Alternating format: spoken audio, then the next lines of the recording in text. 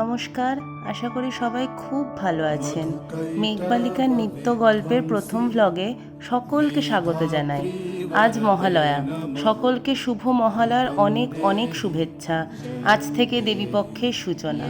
প্রত্যেকবারের তুলনায় এবারের মহালয়া সকালটা একটু আলাদা। ভোর দখলের মহালয়া।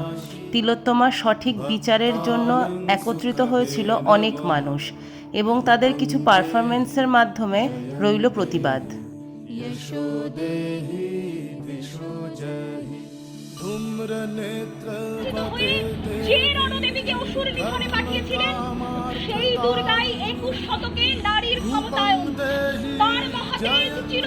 তারপরেই বেলা বাড়তে শুরু হলো আমাদের পাড়ার ঠাকুরানার তোড়জোড়। অন্যবারের তুলনায় এবারে আমাদের পাড়ার পুজোটা অনেক বেশি জাঁকজমক করেই হচ্ছে, তাই আমরাও সকাল সকাল রেডি হয়ে চলে আসি মণ্ডপে। তারপর মণ্ডপের ভেতরের কিছু ভিডিও করতেই ডাক পড়ল, তাড়াতাড়ি আয়, মোটর ভ্যানে করে যেতে হবে তো। আমাদের চাকদা থেকে ঠাকুর আনা হয়েছিল। আমরা শিমুরালি চৌমাথার কাছ থেকেই ঠাকুরটা আনতে গেছিলাম। পুরোটা তো যাওয়া আমাদের সম্ভব না।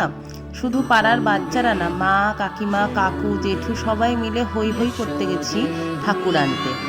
এই দেখো আমাদের ঠাকুর এসে গেছে। কি অপূর্ব সুন্দর না ঠাকুরের মুখটা।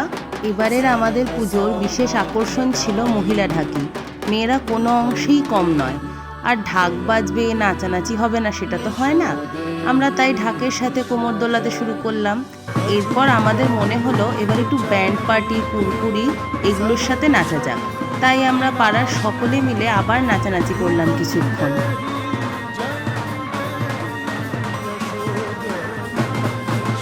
এরপর শুরু হলো মহিলা ঢাকিদের অভূতপূর্ব কিছু প্রদর্শনী। শুধু মেয়েরাই না, বাবা, কাকু, জেঠুরাও তালে তালে নাচ করছিল। আমার বাবা বরাবরই নাচতে ভালোবাসে, তবে রিসেন্ট চোখের অপারেশনের জন্য একটু ভয় পাচ্ছিল। আপনারাই বলুন, ঢাকের তালে কি পা থেমে থাকে? তারপর আবার শুরু হলো মহিলা ঢাকিদের দারুণ দারুণ কলা কৌশলী। আমরা যতই দেখছিলাম ততই অবাক হচ্ছিলাম। কি অপূর্ব লাগছে বলুন। তারপরে এই দেখুন আমাদের তিয়াশার কাণ্ড।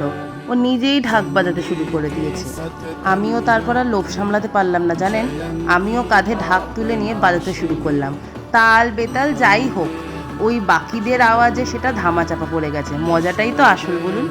ওই দেখুন, বলতে বলতে আমাদের ঠাকুর এসে গেছে মণ্ডপে। ঠাকুর মণ্ডপে সাজানো হোক। ভিডিওটা তাহলে আজকে এখানেই শেষ করছি। সবাই খুব খুব ভালো থাকবেন, আর ভালো লাগলে একটা লাইক করে দেবেন। টাটা।